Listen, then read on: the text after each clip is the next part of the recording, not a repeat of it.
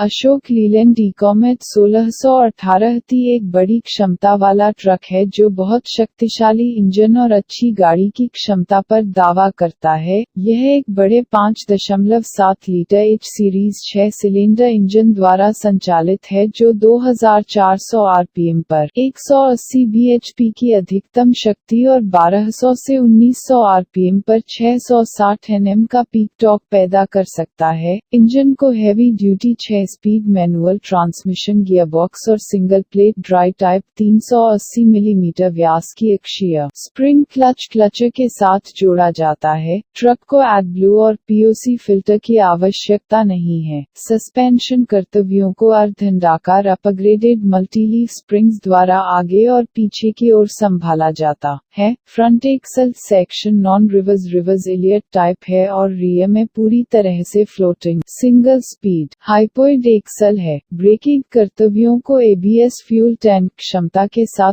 पूर्ण वायु दोहरी लाइन द्वारा नियंत्रित किया जाता है जो 300 लीटर है। ट्रक की अधिकतम ग्रेडेबिलिटी 31.4% है। एक्स-शोरूम कीमत 14,30,000 भारतीय रुपये से शुरू होती है। ट्रक में एक बॉक्स केबिन है और इसमें ड्राइवर जानकारी डिस्प्ले और पावर स्टीयरिंग और इष्टतम आराम के लिए एडजस्टेबल सीट है।